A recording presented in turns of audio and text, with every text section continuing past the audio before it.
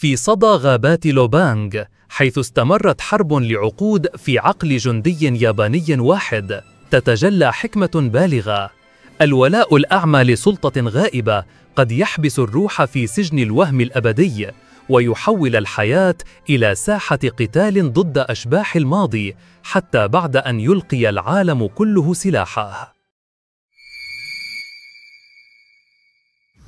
بينما يرعى راع أغنامه في غابات جزيرة لوبانغ الفلبينية عام 1972، سقط فجأة بطلق النار.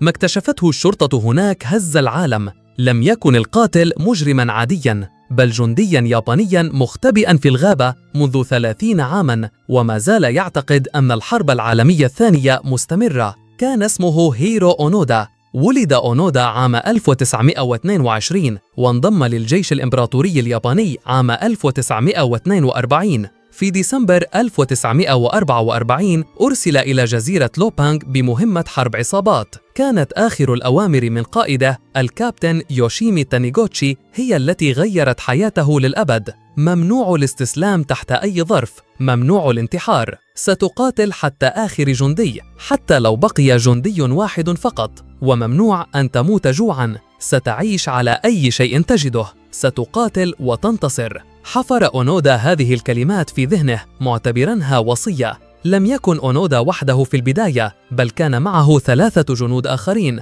شيمادا، كوزوكا وأكاستو. عاشوا لسنوات في الغابة يقاومون الجوع والمرض والحيوانات المفترسة. كانوا يأكلون أي شيء يجدونه، وينامون في خنادق أو تحت الأشجار. واحدا تلو الآخر مات رفاقه. استسلم أكاستو للمرض عام 1949، ومات شيمادا في اشتباك عام 1954. لم يبقى سوى أونودا وكوزوكا. لا تزال مهمتهم قائمة، وكانوا يعتبرون أي شخص يقترب منهم عدواً. كانوا يزرعون الألغام وينصبون الكمائن ويهاجمون القرى للحصول على الطعام. على الرغم من أن منشورات كانت تلقى عليهم وتترك لهم تؤكد انتهاء الحرب، إلا أن أونودا كان مقتنعاً بأنها خدعة أمريكية. كان إيمانه بأوامر قائده أقوى من أي دليل. بقي أونودا وكوزوكا سوياً حتى عام 1972، حين مات كوزوكا في اشتباك، ليصبح أونودا وحيداً تماماً. في عام 1974 بدأ الشاب الياباني المغامر نوريو سوزوكي رحلة بحث عن أونودا، ووجده بالفعل. حاول سوزوكي إقناعه بانتهاء الحرب، لكن أونودا رفض تصديق أي كلمة،